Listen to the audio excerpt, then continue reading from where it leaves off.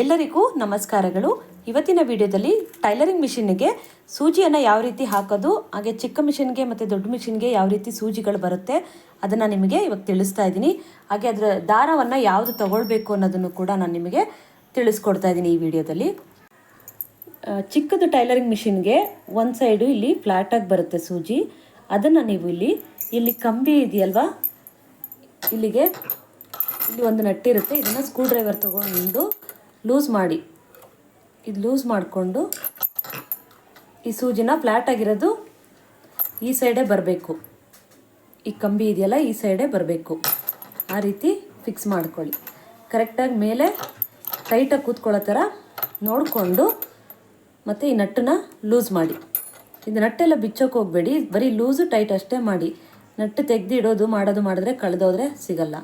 ಕರೆಕ್ಟಾಗಿರಬೇಕು. ಈ ಥರ ನೋಡಿಕೊಂಡು ಹಾಕ್ಕೊಳ್ಳೋದಷ್ಟೇ. ಹಾಗೆ ಇಲ್ಲಿ ಕರೆಕ್ಟಾಗಿ ಹೋಲಿಗೆ ಕರೆಕ್ಟಾಗಿರಬೇಕು. ಎಲ್ಲಾದರೂ ಕೆಳಗಡೆ ನೀವು ಹಾಕಿರ್ತೀರ, ಒಂದೊಂದ್ಸಲಿ ಲೂಸಾಗಿ ಕೆಳಗಡೆ ಹಾಕಿರ್ತೀರ, ಅವಾಗ್ಲೂ ಕೂಡ ನೀವು ಹೊಲಿಯುವಾಗ ದಾರ ಕಟ್ಟಾಗೋದು ಈ ಥರದ್ದೆಲ್ಲ ಆಗೋದು ಸೂಜಿನ ಕರೆಕ್ಟಾಗಿ ಹಾಕಿಲ್ಲ ಅಂದ್ರೇ. ಕರೆಕ್ಟಾಗಿ ಸೂಜಿನ ಇಲ್ಲಿ ಮೇಲೆ ತಾಗೋವರೆಗೂ ಹಾಕಿ ಈ ಕಂಬಿನಲ್ಲಿ ಕರೆಕ್ಟಾಗಿ ಕೂರಬೇಕು. ಫ್ಲ್ಯಾಟ್ ಆಗಿರೋದು ಈ ಸೈಡೇ ಬರಬೇಕು. ನಿಮಗೆ ತೋರಿಸ್ತೀನಿ ನೋಡಿ. ಈ ಮಿಷಿನ್ ಇದೆಯಲ್ಲ ಈ ಕಡೆಗೇ ಬರಬೇಕು, ನಮ್ಮ ಬಲಗಡೆಗೇ ಫ್ಲ್ಯಾಟ್ ಆಗಿರೋದು ಬರಬೇಕು. ಆ ರೀತಿ ನೋಡಿಕೊಂಡು ನೀವು ಸೂಜಿನ ಹಾಕಿ. ಹಾಗೆ ದೊಡ್ಡ ಮಿಷಿನಿಗೆಲ್ಲ ಇಲ್ಲಿ ಕೆಳಗಡೆ ನಾವು ದಾರ ಎಲ್ಲ ಹಾಕ್ತೀವಲ್ವ, ಈ ಹೋಲು ಇಲ್ಲಿ ಫ್ಲ್ಯಾಟಾಗಿ ಕೊಟ್ಟಿರ್ತಾರೆ. ನಿಮಗೆ ಇಲ್ಲಿ ಈ ಥರ ಹಿಂಗೆ ಮಾಡಿದ್ರೇ ನಿಮಗೆ ಗೊತ್ತಾಗ್ಬಿಡುತ್ತೆ. ಇಲ್ಲಿ ನೋಡಿ, ಇಲ್ಲಿ ಫ್ಲ್ಯಾಟಾಗಿ ಕೊಟ್ಟಿರ್ತಾರೆ. ಈ ಥರ ಈ ಕೈಯಲ್ಲಿ ಹಿಂಗೆ ಮಾಡಿದ್ರೆ ಗೊತ್ತಾಗ್ಬಿಡುತ್ತೆ ಫ್ಲ್ಯಾಟಾಗಿರುತ್ತೆ. ಅದನ್ನು ಹಾಗೆ ಇಲ್ಲಿ ಹೇಗೆ ನೀವು ಕಂಬಿಗೆ ಇದು ಮಾಡಿದ್ವಿ ಅದೇ ರೀತಿಯೇ ಲೂಸ್ ಮಾಡಿಕೊಂಡು ನೀಡಲ್ನ ಹಾಕಿ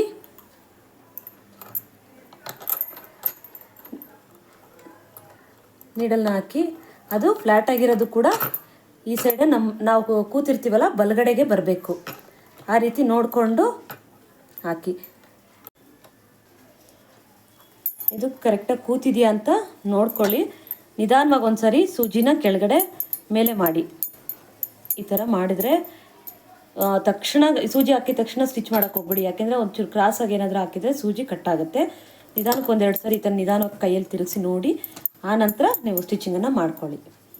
ಇದು ಮೆರಿಟು ದೊಡ್ಡ ಮಿಷಿನಿಗೆ ನಾನು 100/16 ನಂಬರು ನೀಡಲ್ಗಳನ್ನ ತೊಗೊಳ್ತೀನಿ ನಾನು.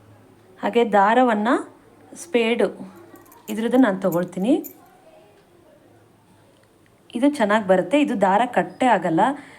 ನೀವೆಲ್ಲರೂ ಕೇಳ್ತೀರಾ ದಾರ ಕಟ್ಟಾಗುತ್ತೆ ಅಂತೀರಾ. ನಂಗೆ ದಾರ ಎಲ್ಲ ಕಟ್ಟಾಗಲ್ಲ. ನಾನು ಸ್ಟಿಚ್ ಮಾಡುವಾಗ ಇಲ್ಲೆಲ್ಲಾದರೂ ಸ್ವಲ್ಪ ದಾರ ಬಿಟ್ಟು ಕಟ್ ಮಾಡ್ಕೊಂಡಿದ್ರೆ ಇದು ಹಿಂದೆ ಒಟ್ಟೋಗುತ್ತೆ ವಿನ ದಾರ ಎಲ್ಲ ನನಗೆ ಕಟ್ಟಾಗೋದೇ ಇಲ್ಲ, ಎಷ್ಟೇ ಫಾಸ್ಟಾಗಿ ಸ್ಟಿಚ್ ಮಾಡಿದ್ರು. ಮತ್ತು ಇದು ರಾಜ್ ರಾಯಲ್ ಅಂತ ಇನ್ನೂ ಒಂದೆರಡು ಯಾವ್ಯಾವುದೋ ಇದೆ. ನಾನು ಇದು ಜಾಸ್ತಿ ನಾನು ತೊಗೊಳ್ಳೋದು ಸ್ಪೇಡ್ ತೊಗೊಳ್ತೀನಿ. ಇದನ್ನು ತೊಗೊಳ್ತೀನಿ ಜಾಸ್ತಿ. ನಾನು ಈ ಥರ ಬಾಕ್ಸು ಒಂದೊಂದು ತೊಗೊಂಡ್ಬಿಡ್ತೀನಿ. ಅವಾಗ 6 ರೂಪೀಸ್ ಏನೋ ಇತ್ತು ಸಿಂಗಲ್ಲು. ಆ ಟೈಮಲ್ಲಿ ತುಂಬ ದಿನ ಆಯಿತು ನಾನು ತೊಗೊಂಡು.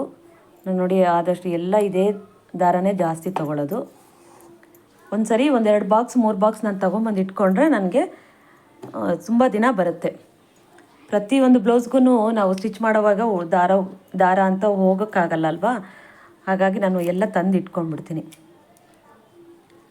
ಈ ದಾರನ ತೊಗೊಂಡು ನೋಡಿ, ನಿಮ್ಗೆ ಅವಾಗ ದಾರ ಕಟ್ಟಾಗಲ್ಲ. ಹಾಗೆ ನಾನು ಟಿಪ್ಸ್ಗಳನ್ನೂ ಕೂಡ ತುಂಬ ತಿಳಿಸಿದ್ದೀನಿ. ಇನ್ಸ್ಟಾಗ್ರಾಮ್ನಲ್ಲೂ ಇದೆ, ಹಾಗೆ ಯೂಟ್ಯೂಬ್ನಲ್ಲೂ ಕೂಡ ದಾರ ಕಟ್ಟಾಗೋದ್ರ ಬಗ್ಗೆ ತಿಳಿಸಿದ್ದೀನಿ. ಸುಮಾರು ವೀಡಿಯೋಗಳು ಹಾಕಿದ್ದೀನಿ, ಒಂದು ಸರಿ ಚೆಕ್ ಮಾಡಿ. ಧನ್ಯವಾದಗಳು.